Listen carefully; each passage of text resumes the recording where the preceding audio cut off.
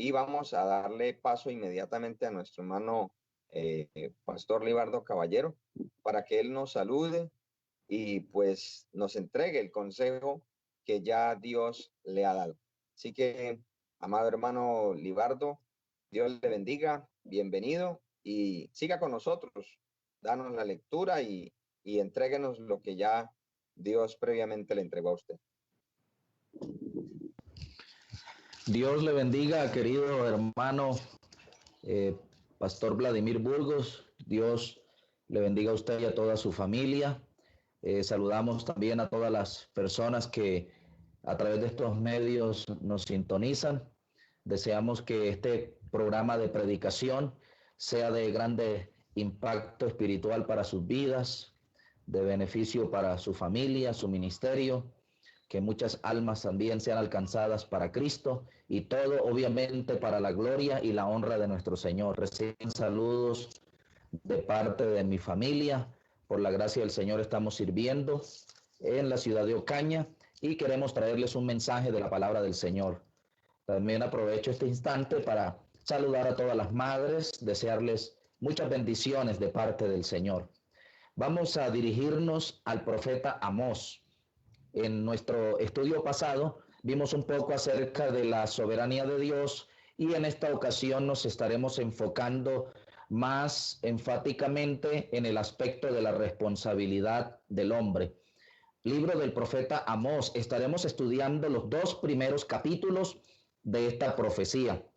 Mientras usted va buscando en su Biblia, vamos a ir marcando algunos aspectos introductorios acerca de este pasaje que estaremos estudiando. Amós, el capítulo 1 y capítulo número 2.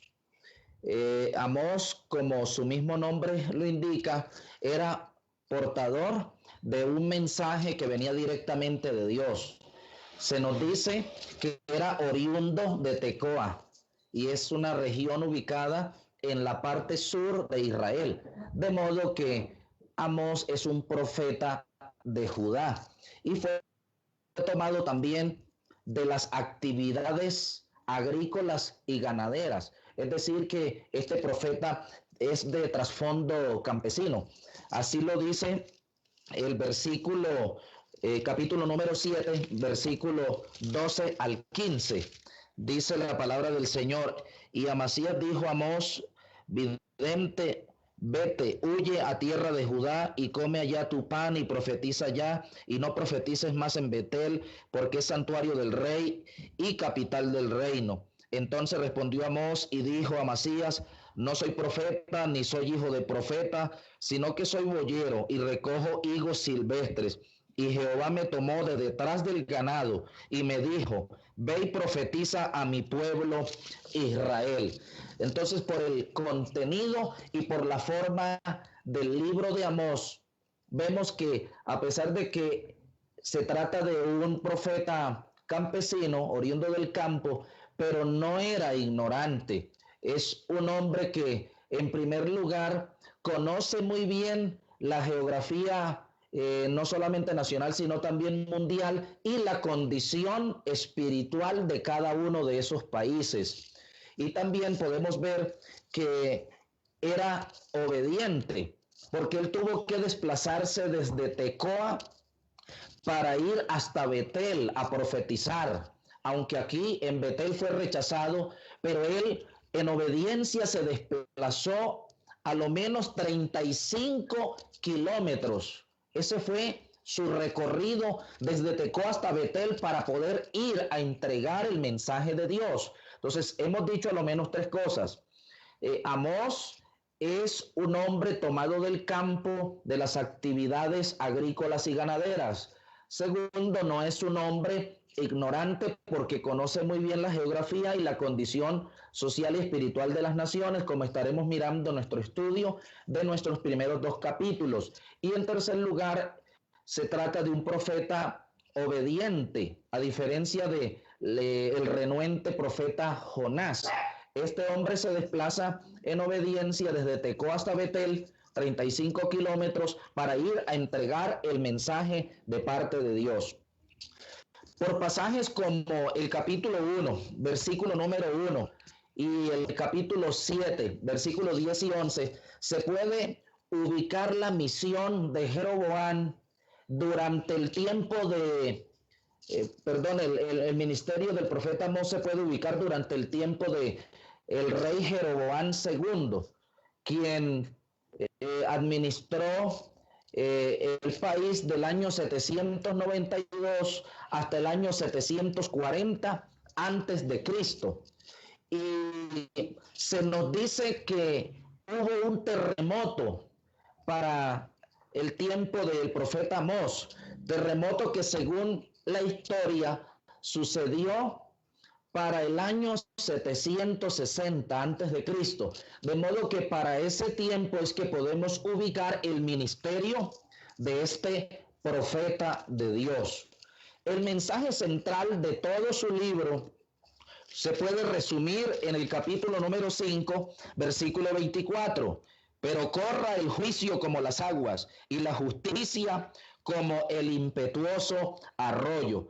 Es decir, que su mensaje gira en torno a la justicia social y él advierte con anticipación acerca del cautiverio que le podría venir a la nación sureña de Israel, que efectivamente se cumplió para el año 722. El cautiverio del norte y también el cautiverio del sur, que se cumplió en el año 586 antes de Cristo con la invasión de Nabucodonosor.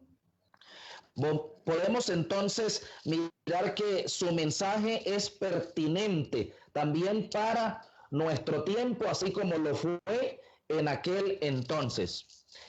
En Amós capítulo 1, donde ya creo que estamos todos ubicados, en el versículo número 2 se nos deja pasmados con una imagen del rugido de Dios. Dice así: dijo Jehová rugirá desde Sión y dará su voz desde Jerusalén, y los campos de los pastores se enlutarán y se secará la cumbre del Carmelo. Mire que esta imagen del rugido de Dios se dirige contra las naciones, como vamos a estar mirando en el capítulo 1 y capítulo número 2, pero que también estos oráculos incluyen a Judá e Israel, es decir, tanto a la parte norte como a la parte sur de la nación israelita. Dicho rugido viene a oírse por medio de los mensajes mismos de Amós, pues en el capítulo 3, versículo 8 se vuelve a repetir esta imagen. Si el león ruge, ¿quién no temerá? Si habla Jehová el Señor, ¿quién no profetizará?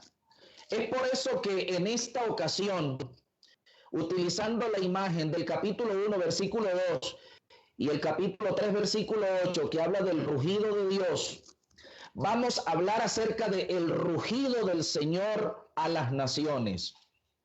Dicho rugido es muestra de la justa indignación de parte del Señor para con los pueblos.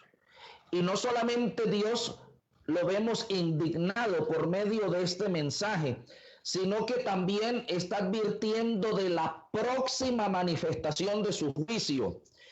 Amós no fue el único en utilizar esta figura del rugido de Dios contra las naciones, sino que también el profeta Joel, en el capítulo 3, versículo 16, que es el libro que está antes de Amós, dice: Jehová rugirá desde Sión y dará su voz desde Jerusalén, y temblarán los cielos y la tierra, pero Jehová será la esperanza de su pueblo y la fortaleza de los hijos de Israel. Joel presenta al Señor bajo la imagen de un león rugiendo para dejar pasmada a su víctima. Pero también el profeta Jeremías utiliza la misma figura. Jeremías 25, versículo 30 y 31. Tú pues profetizarás contra ellos todas estas palabras y les dirás, escuche, Jehová rugirá desde lo alto y desde su morada santa dará su voz, rugirá fuertemente contra su morada. Canción de lagareros cantará contra todos los moradores de la tierra. Llegará el estruendo hasta el fin de la tierra, porque Jehová tiene juicio contra las naciones. Él es el juez de toda carne. Entregará a los impíos a espada, dice Jehová. Entonces, cuando se habla de el rugido de Dios para con las naciones, es una imagen que muestra primero el desagrado de Dios, su justa indignación, obviamente a causa del pecado. Pero también, en segundo lugar, es evidente de que está próximo el juicio de parte del Señor, el castigo que justamente merecen a aquellos que dejan al Señor para irse tras el pecado. Hermanos, en este pasaje de Amós, capítulo 1 y capítulo 2, encontramos que el mensaje, el reproche, aparece bajo una figura literaria llamada cicloides, es decir, donde se utiliza de manera frecuente una frase, y es la frase por 3 pecados y por el cuarto no revocaré su castigo. Esa frase es bastante recurrente. Esa frase es bastante recurrente en este pasaje. Según Dios, las naciones habían llegado al colmo de su maldad y eso merece entonces reproche y castigo. Vamos a estar mirando varios apartados en este pasaje. En primer lugar, el rugido de Dios en contra de las naciones, es decir, las naciones gentiles vecinas de Israel. Y a lo menos en el capítulo 1, desde el versículo 1 hasta el capítulo 2, versículo 3, el Señor ruge en contra de 6 naciones. Y primero, el Señor presenta su rugido contra Siria. Y dice así los primeros 5 versículos. O vamos a leer desde el 3 al 5. Así ha dicho Jehová, por 3 pecados de Damasco, y por el cuarto no revocaré su castigo, porque trillaron a Galaad con trillos de hierro. Prenderé fuego en la casa de Hazael y consumirá los palacios de Ben-Hadad, y quebraré los cerrojos de Damasco, y destruiré a los moradores del valle de Abén y los gobernadores de Bet-Edén, y el pueblo de Siria será transportado a Kir, dice Jehová. Vemos entonces que el primer rugido de Dios es en contra de los sirios. Pero ¿cuál es la razón por la cual el Señor muestra su desagrado? Se dice porque trillaron con trillos de hierro a Galaad. Eso se llama crueldad. Eso se llama un corazón lleno de impiedad, faltos de compasión y de misericordia. Es decir, que trataron con fiereza a los prójimos, a los semejantes. Es por eso que el Señor les reprocha su crueldad a los sirios. Pero luego desde el versículo 6 al 8 se nos dice que ahora el Señor ruge contra los filisteos. Y dice de la siguiente manera, del 6 al 8, así ha dicho Jehová, por 3 pecados de Gaza y por el cuarto no revocaré su castigo, porque llevó cautivo a todo un pueblo para entregarlo a Edom. Prenderé fuego en el muro de Gaza y consumirá sus palacios, y destruiré a los moradores de Asdod y a los gobernadores de Ascalón, y volveré mi mano contra Ecrón, y el resto de los filisteos perecerá, ha dicho Jehová el Señor. Mire que aquí el Señor ahora, en segunda instancia, está rugiendo en contra de los filisteos. Los filisteos tenían un conjunto de 10 ciudades. Aquí se mencionan algunas de ellas. Y el Señor muestra su desaprobación contra ellos precisamente por la práctica vil y miserable del tráfico de esclavos. Pero el rugido del Señor no se detiene con Siria y los filisteos, sino que en tercer lugar vemos que del versículo 9 al 10, ahora el Señor ruge contra los fenicios. Leamos, versículo 9 y 10.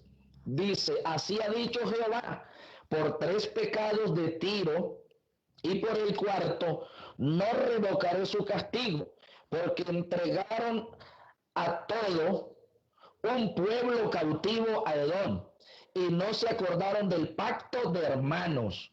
Prenderé fuego en el muro de Tiro y consumirá sus palacios. Mire que ahora la atención se enfoca en los fenicios. ¿Y por qué razón el Señor está disgustado con ellos? Se nos dice que estaban carentes de amor fraternal. Ellos habían concertado un pacto de amor fraternal y no se acordaron, dice el versículo 9, del pacto de hermanos que habían establecido con otras personas. Es decir, que se olvidaron de manifestar amor con el semejante, amor fraternal, amor para con el semejante. No pase por alto todos estos pecados que hemos estado enumerando. Cuando el Señor reprocha a los sirios, lo hace por su crueldad, porque trillaron con trillos de hierro a las naciones. Cuando se habla de los filisteos, el Señor les reprocha el tráfico de esclavos. Cuando el Señor ahora reprocha a los fenicios, lo hace porque estaban faltos de amor fraternal. Y en cuarto lugar, se habla ahora de la manifestación del reproche de Dios contra los edomitas. Y dice el versículo número 11 y 12, vamos a leerlo. Así ha dicho Jehová, por 3 pecados de Edom y por el cuarto no revocaré su castigo, porque persiguió a espada a su hermano y violó todo afecto natural, y en su furor le ha robado siempre, y perpetuamente ha guardado, escuche, el rencor. Dice el versículo número 12, prenderé fuego en Temán y consumirá los palacios de Bosra. Ahora el Señor está hablando en contra de los edomitas mediante la boca del profeta Amós. ¿Y cuál es el pecado de los edomitas? La venganza y la falta de perdón.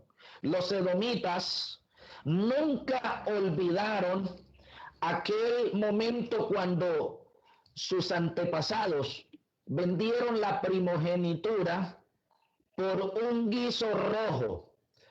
Obviamente el que resultó beneficiado fue Jacob, el padre de los israelitas.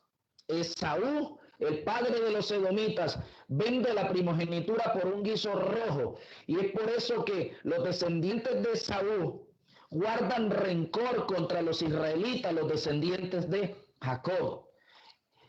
El término Edom significa literalmente rojo. De modo que esta ciudad nunca olvidó aquel acontecimiento de la venta de la primogenitura a Jacob por un guiso rojo de lentejas. Ellos no quisieron perdonar aquel evento y se llenaron de deseos de venganza.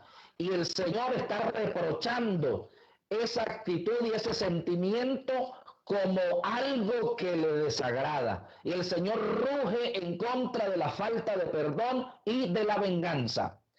Ahora encontramos que la pluma sagrada se dirige en sus líneas contra los amonitas. Leamos versículo 13 al 15. Así ha dicho Jehová, por 3 pecados de los hijos de Amón y por el cuarto, no revocaré su castigo. Porque para ensanchar sus tierras abrieron a las mujeres de Galaad que estaban encintas.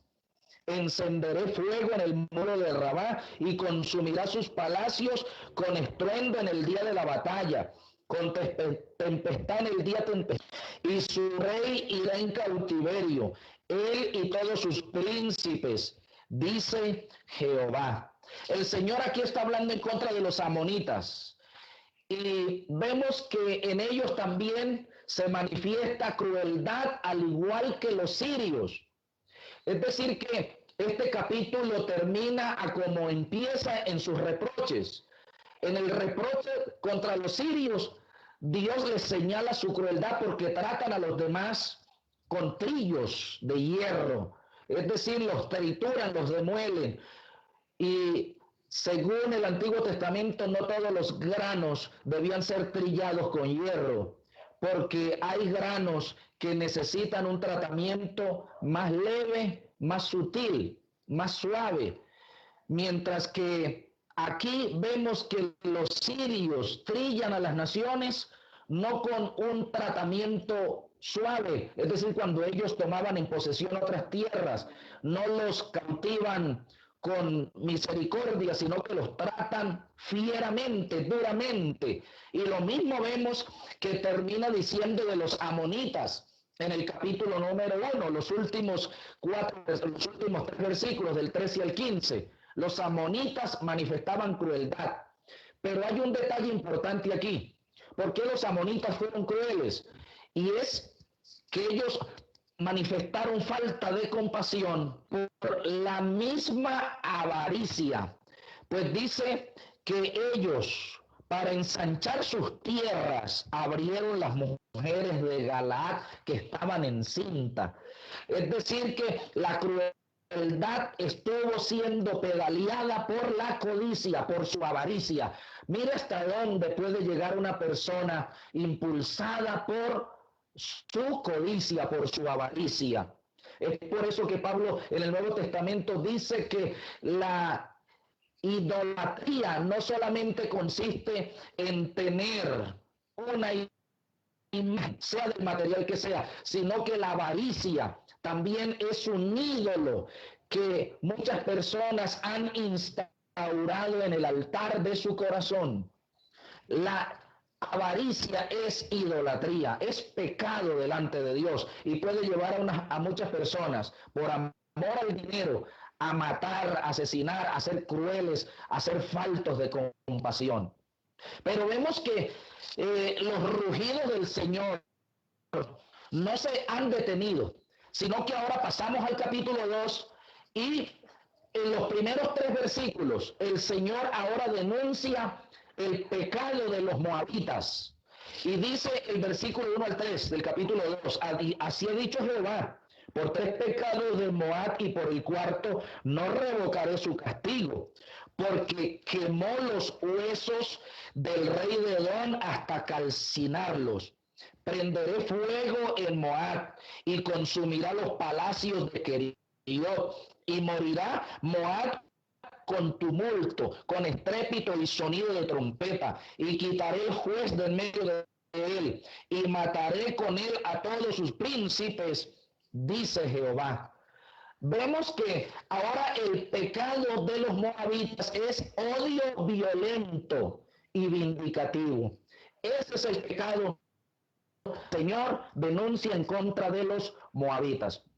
Para resumir esta primera parte del rugido de Dios contra las naciones, que son 6 naciones las que se mencionan aquí, el Señor en primer lugar ruge contra Siria por su crueldad, segundo contra los filisteos por el tráfico de esclavos, tercero contra los fenicios por carencia de amor fraternal, cuarto contra los edomitas por venganza y falta de perdón, quinto contra los amonitas por su crueldad alimentada por la codicia, y en sexto lugar los moabitas, que manifestaron odio violento y vindicativo.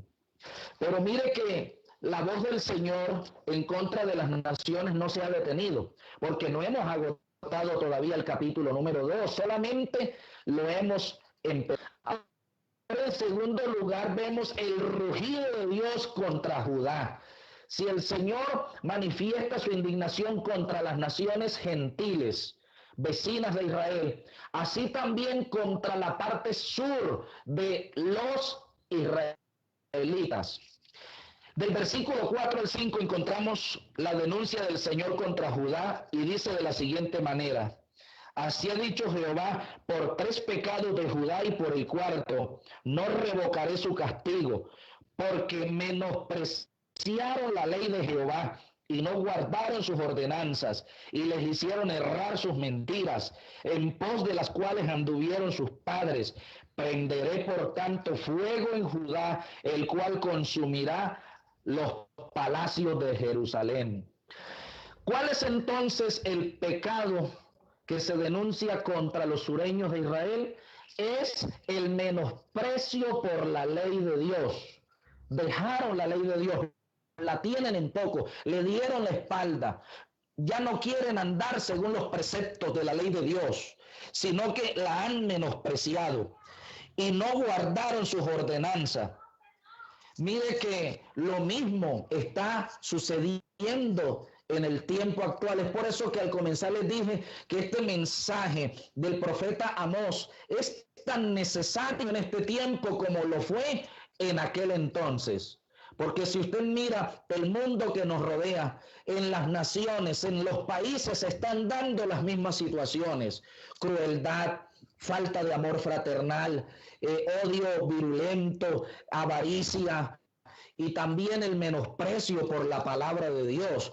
Ya estamos entonces tratando de armar este rompecabezas y ahora sí entendemos por qué los países están como están, por qué la sociedad posmoderna se encuentra en la situación decadente en el aspecto moral, espiritual, político, económico, como vemos que está. Y todo lo podemos resumir en el pecado de Judá por haber tenido en poco la palabra de Dios, por el menosprecio de la gente contra la ley de Dios, porque ya no quieren andar según las ordenanzas divinas, sino que se quieren regir por sus propios caprichos, llevados por sus sentimientos y pasiones desordenadas, como es la inmoralidad, la avaricia, la venganza, el odio. Es decir que cuando la gente menosprecia la palabra, ya lo que toma ocasión en sus vidas, en su estilo de vida,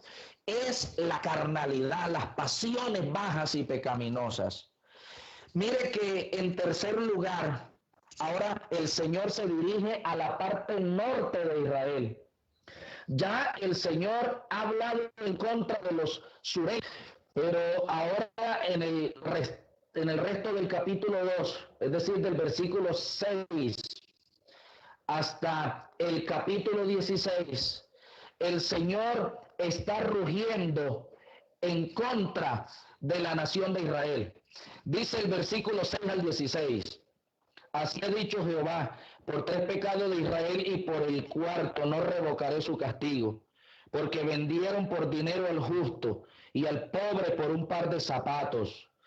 Pisotean en el polvo de la tierra las cabezas de los desvalidos, tuercen el camino de los humildes. El hijo y su padre se llegan a la misma joven, profanando mi santo nombre. Sobre las ropas empeñadas se acuestan junto a cualquier altar, y el vino de los multados beben en la casa de sus dioses. Yo destruí delante de ellos al amorreo, cuya altura era como la altura de los cedros, y fuerte como una encina, y destruí su fruto arriba y sus raíces abajo. Y a vosotros os hice subir de la tierra de Egipto, y os conduje por el desierto 40 años, para que entraseis en posesión de la tierra del amorreo, y levanté de vuestros hijos para profetas, y de vuestros jóvenes para que fuesen nazareos. ¿No es esto así, dice Jehová, hijo de Israel? Mas vosotros disteis de beber vino a los nazareos, y a los profetas mandasteis diciendo, no profeticéis. Pues he aquí, yo os apretaré en vuestro lugar, como se aprieta el carro lleno de gavillas, y el ligero no podrá huir, y al fuerte no le ayudará su fuerza, ni el valiente librará su vida. El que maneja el arco no resistirá, ni escapará el ligero de pies, ni el que cabalgue en caballo salvará su vida. El esforzado de entre los valientes huirá desnudo aquel día, dice Jehová. Tremendas palabras. Este es el rugido de un Dios desagradado contra una nación. El rugido de Dios que está indignado y que está próximo a manifestar su juicio contra Israel. Como ya les dije, evidentemente ese juicio llegó. unos años más adelante. Amós profetiza entre los años 760 antes de Cristo y este juicio contra Israel llegó en el 722 antes de Cristo. De modo que no tardó más de 4 décadas para que el juicio evidentemente llegara como lo había preanunciado el profeta Amós. ¿En qué consistió el pecado de los norteños en Israel? Bueno, aquí en este pasaje se mencionan varias clases de maldades. Primero está la avaricia, pues dice el Señor que vendieron por dinero al justo y al pobre lo vendieron por un par de zapatos. ¿Cómo le parece a usted esa situación? Es decir, que ya la vida humana no representaba mayor cosa. Lo que más les interesaba era el dinero, no tanto el valor por la dignidad humana. ¿Cree usted que estamos viviendo en una situación semejante? ¿Cree usted que las cosas han cambiado? Claro que no. No solamente avaricia, sino también opresión. Versículo 7.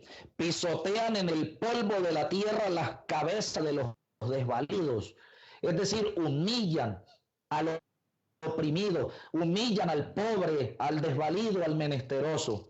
Y también se menciona la inmoralidad sexual en este mismo versículo 7, porque dicen, el hijo y el padre se llegan a la misma joven. O sea, tanto el papá como su propio hijo se unen sexualmente a la misma mujer. Es decir, se había perdido todo freno moral, se había perdido toda dignidad, toda vergüenza. Había un desenfreno, era un caos moral terrible. Lo mismo se está asomando en nuestra sociedad en este tiempo. Pero también vemos que se manifiesta degradación familiar, porque tanto el papá como sin ningún pudor, sin ningún sentimiento de culpabilidad, se unen a una misma mujer. Eso habla de la condición desboronada en la que se encontraba la familia en aquel entonces. Y también el Señor los señala por su idolatría, pues dice el versículo número 8, sobre las ropas empeñadas se acuestan junto a cualquier altar, y el vino de los multados beben en la casa de sus dioses.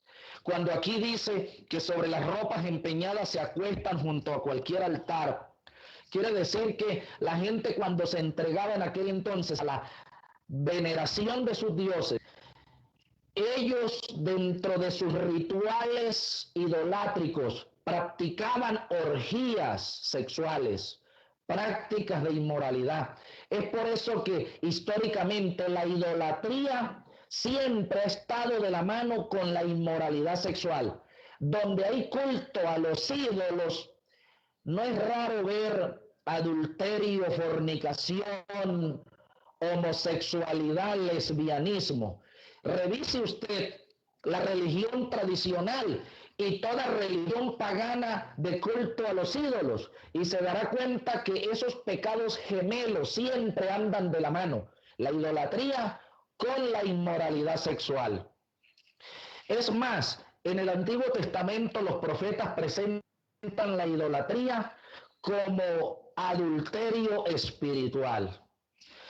Y no solamente en Israel se había manifestado avaricia, opresión, degradación familiar, idolatría, sino que también deslealtad contra Dios.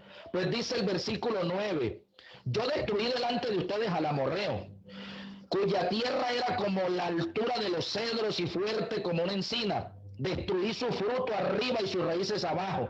Es decir, Dios destruyó todas esas naciones paganas y se las entregó a Israel. Es lo que quiere decir. Si ellos conquistaron esa tierra, no fue por sus propias fuerzas y facultades, no fue por su poderío militar, sino que fue el respaldo de Dios con ellos. Y hay que admitir que todo lo que somos y todo lo que tenemos lo debemos a Dios, porque el caballo se puede alistar para la guerra, pero la victoria viene de parte de Jehová. De modo que Mire cómo reaccionaron los israelitas una vez que están establecidos en esta tierra que el Señor les entrega.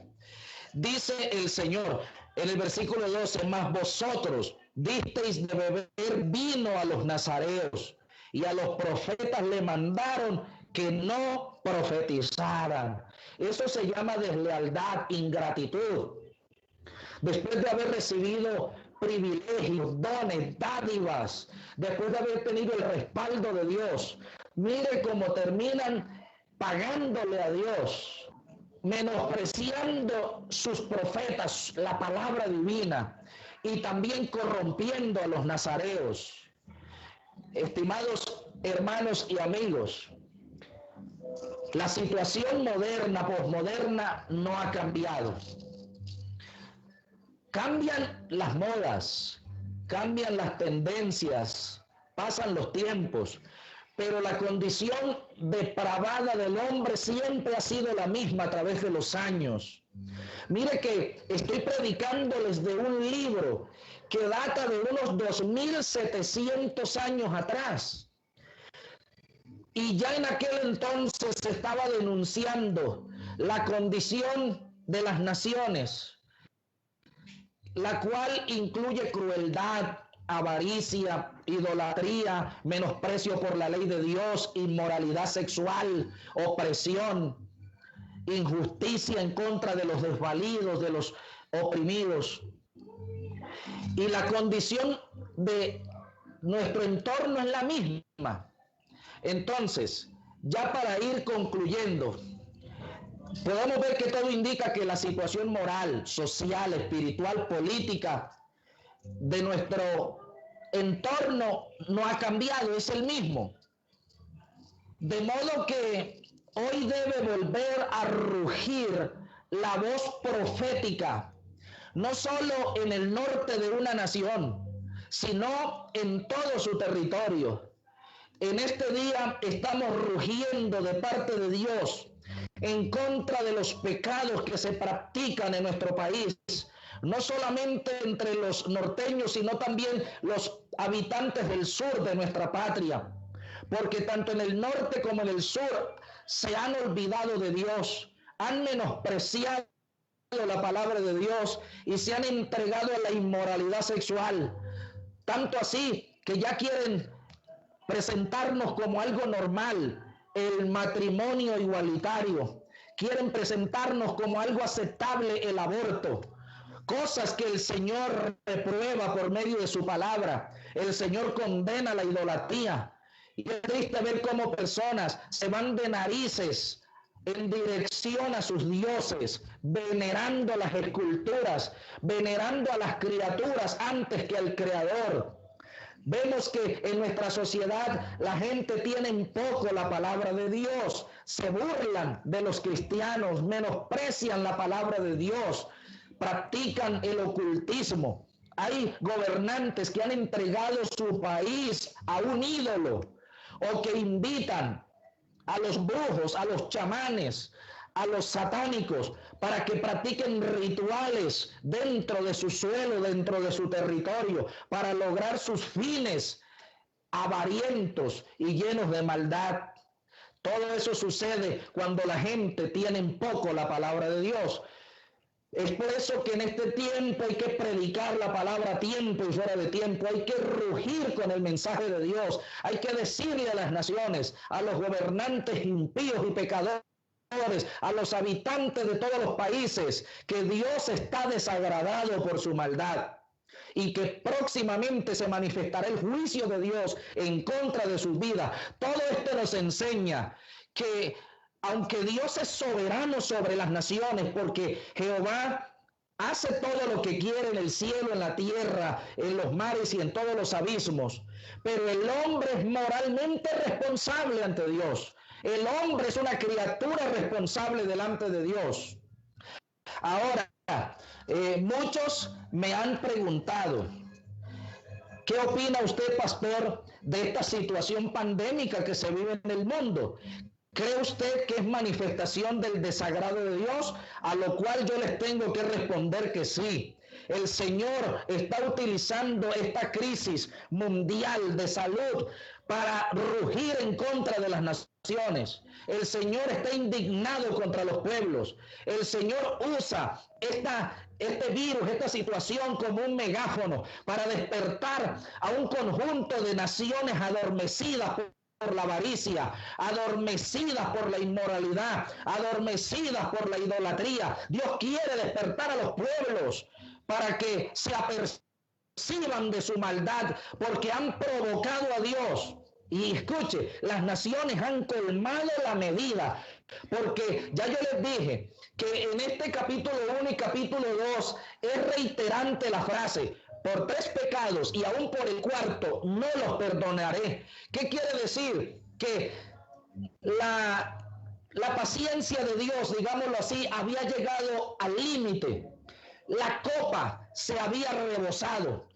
El pueblo se había degenerado y se había corrompido a tal modo que ya Dios dijo: no soporto un pecado más, no soporto una maldad más, una indecencia más en la tierra.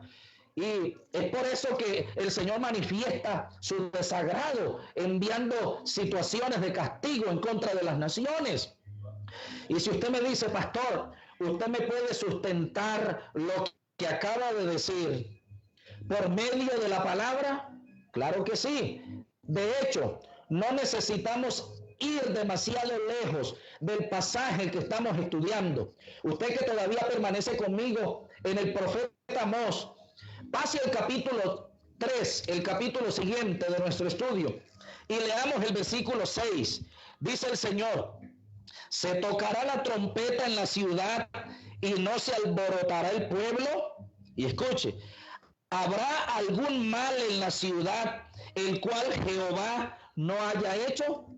Aquí se presentan 2 preguntas retóricas que nos obligan a dar una respuesta. La primera pregunta es: según la costumbre judía, ¿se tocará la trompeta en la ciudad y no se alborota el pueblo?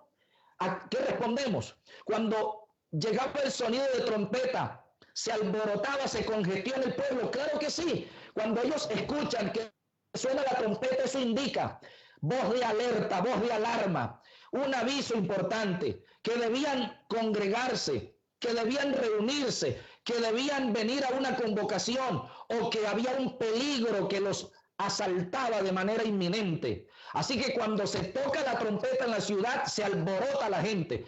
Pero hay otra pregunta importante aquí, y dice: ¿habrá algún mal en la ciudad el cual Jehová no haya hecho? ¿Qué dice usted?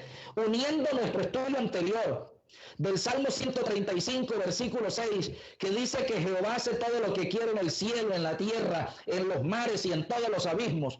¿Será que hay algún mal en la ciudad? Sea como se llame el pueblo, sea como se llame el país, la nación. ¿Será que hay algún mal en esa ciudad que el Señor no haya hecho? ¿Que el Señor no haya al menos permitido? La respuesta es: todo lo que sucede en los pueblos, todos los males, los juicios que vienen sobre una ciudad, sobre un país o sobre las naciones, es porque Dios lo ha hecho, o porque Dios al menos lo ha permitido. Vemos entonces que si el mundo está viviendo esta situación de pandemia, es porque Dios así lo ha permitido, a causa, según el contexto anterior, en el capítulo 1 y 2, a causa de la maldad humana. Porque cuando Dios envía un castigo, es un castigo que el hombre merece, porque el hombre es moralmente responsable delante de Dios. Cuando el hombre peca, cuando el hombre abandona la palabra de Dios, lo que está provocando es la justa indignación de Dios. Lo que está provocando es los juicios de Dios contra la tierra. Así que cuando usted vea noticias, sepa que todos estos eventos circundantes nos están anunciando que Dios está rugiendo en contra de las naciones.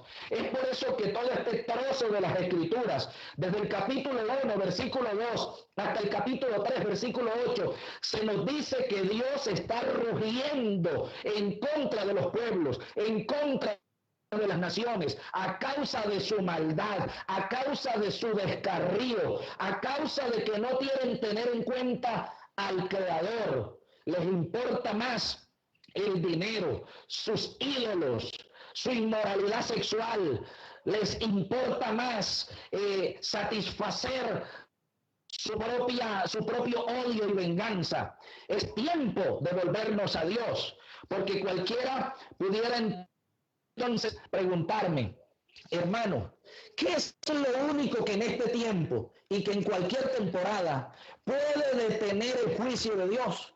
¿Qué es lo único que puede hacer cesar el rugido de Dios en contra de las naciones? Pues la respuesta está en este mismo libro, porque mire que primero el profeta denuncia la maldad de los hombres en los primeros capítulos, pero cuando llegamos al capítulo 5 encontramos que lo único que puede detener la mano divina es un retorno a Dios, es que las gentes y las familias que están degradadas por el pecado le den la espalda al pecado que están practicando y se vuelvan a Dios de todo corazón. Y no solamente deben arrepentirse, escuche, el verdadero arrepentimiento también debe estar acompañado de una vida justa, porque si nosotros nos arrepentimos y no practicamos el bien, no hacemos una obra completa. La verdadera fe salvadora, la verdadera conversión y arrepentimiento nos llevará a un cambio de vida, a la práctica de la justicia, a la práctica de la santidad. Mire lo que dice Amós capítulo 5. Pase una hojita más adelante conmigo en su Biblia. Amós 5, dice el Señor, versículo 4. Pero así dice Jehová a la casa de Israel. Y no solamente Israel, a todas las naciones, porque todos necesitamos buscar a Dios. Dice, buscadme y viviréis. Esto es lo que el Señor le dice a Israel y a las naciones circunvecinas. Y por implicación el Señor lo dice hoy. Buscadme y viviréis. La verdadera vida no está en el dinero, en la fama, en el poder, en el sexo. La verdadera satisfacción, la verdadera realización, la verdadera vida se encuentra en Dios. Él es la fuente de la vida. Cuando dejamos a Dios solamente existimos, pero no vivimos. Pero el llamado de Dios no se detiene. Lea el versículo 6, capítulo 5. Buscad a Jehová y vivid. Buscad a Jehová y vivid. Y el versículo 8 dice, buscad. ¿A quién hay que buscar? Al que hace las Pléyades y el Orión, y vuelve las tinieblas en mañana, y hace oscurecer el día como noche, el que llama las aguas del mar y las derrama sobre la faz de la tierra. Jehová es su nombre. Busquemos a aquel que creó las estrellas y grandes constelaciones, al Orión, a todas las Pléyades. Busquemos a Dios. Y aquí dice que su nombre es Jehová, para que ninguno tenga confusión. Al que hay que buscar, al que hay que servir de todo corazón, ahora y siempre, es al Creador de todas las cosas. No es a una fabricación humana lo que hay que buscar. No hay que buscar al dinero, irnos de narices detrás de un Dios falso. Lo que hay que buscar consistencia es al Dios que hizo el Orión y todas las Pléyades que están en el cielo. Mire que en el versículo 14 y 15 sigue diciendo, buscad lo bueno y no lo malo. Si ve que no solamente hay que volverse a Dios, no solamente hay que arrepentirse y convertirse, sino que también hay que modificar nuestro estilo de vida con el poder y la ayuda del Espíritu Santo. Porque un corazón que ha sido regenerado por el poder del Señor es un corazón que quiere practicar lo bueno, es un corazón que quiere agradar a Dios y que quiere servir a la comunidad en vez de oprimirla y maltratarla y valerse de ella para los intereses personalistas. Dice, buscad lo bueno y no lo malo, para que viváis. Porque así Jehová Dios de los ejércitos estará con vosotros, como decís. ¿Quiere usted el respaldo de Dios? Busque a Dios de todo corazón. Deje lo malo que está practicando. Aprenda a hacer el bien. Aprenda a practicar la justicia y la santidad. Dice el 15, aborreced el mal y amad el bien, y establecer la justicia en juicio. Quizá Jehová Dios de los ejércitos tendrá piedad del remanente de José. Dice que hay que establecer la justicia. Es doloroso ver cómo en estos días muchas personas se valen de esta situación para aprovecharse económicamente. Gobernantes malvados e injustos que toman todas estas partidas y ayudas que envían para enriquecer sus arcas, en vez de invertir en los pobres y necesitados, en vez de invertir en la salud, en la situación social que estamos viviendo. Impíos que en cualquier momento la mano de Dios les llegará encima. En cualquier momento se encontrarán esos injustos y depravados y malvados y faltos de compasión por el hombre. Estarán pálidos delante del trono de Dios para rendir cuentas y no escaparán. Quizás en esta tierra puedan sobornar y puedan inventarse cosas para excusar su pecado, pero ya llegará el momento cuando la ira de Dios los alcanzará y de la cual no escaparán, porque Dios no puede ser burlado. Sigue diciendo la bendita palabra del Señor en el versículo 24. Dice: pero corra el juicio como las aguas y la justicia como impetuoso arroyo. Es decir, que Dios quiere que en estos tiempos se vea correr por las calles, por los pueblos, no la sangre inocente, no la maldad, que corra la justicia. Es decir, que Dios quiere que haya un avivamiento espiritual en los pueblos, que corra por las calles la justicia, como si fuera un arroyo impetuoso, como si fuera un río desbordado, que corra la justicia, que se deje ver que la gente se ha convertido, que se deje ver que los pueblos se han vuelto a Dios. Y felicito a esos gobernantes que han invitado a su país a orar, a buscar a Dios, a implorar la misericordia y el respaldo divino, porque en vano es el poder y la facultad humana si Dios no está con nosotros. La Biblia dice: si Jehová no edificare la casa, en vano trabajan los albañiles. Y si el Señor no cuida la ciudad, en vano vela la guardia, en vano será el trabajo del centinela. Es por eso que necesitamos el respaldo de Dios ahora más que nunca. Queridos amigos y hermanos, necesitamos volvernos a Dios de todo corazón antes que el rugido de Dios, el rugido de juicio, nos alcance y nos envuelva desde la cabeza hasta los pies. ¿Quiere usted hoy escuchar la voz de trompeta de alarma de parte de Dios por medio de este mensaje? ¿Quiere usted sacudir y despertar su corazón aletargado por el pecado? Si es así, yo le invito que busque a Dios y que lo haga de todo corazón ahora, ya mismo, porque es un llamado urgente, apremiante. No es tiempo para andar perdiendo por ahí en vanidades. Es tiempo para buscar a Dios y volverse a Él de todo corazón. Si usted quiere hacerlo, yo quiero guiarle en una oración de arrepentimiento. Allí donde se encuentra, diga conmigo de todo corazón: amado Dios, he escuchado tu palabra que ha rugido al pie de mis oídos, y tu rugido me ha sacudido en este día. Tú estás indignado, tú estás enfadado por el pecado de las naciones, por el pecado y la maldad de los hombres que se practica delante de ti. Y tú has señalado hoy mi pecaminosidad. Tú has señalado hoy por medio de esta palabra mi responsabilidad delante de ti.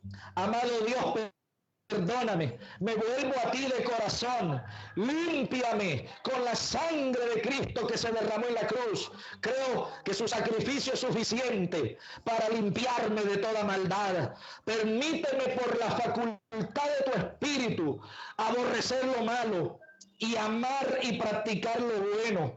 Oh amado Dios, que en mi vida y en mi casa corra la justicia, corra el juicio como un río impetuoso. Permíteme honrarte y servirte, Señor, hasta que me muera o hasta que tú vengas por mí. Gracias, Señor, por esta palabra que ha sacudido mi corazón. Gracias, Dios. Amén, amén y amén.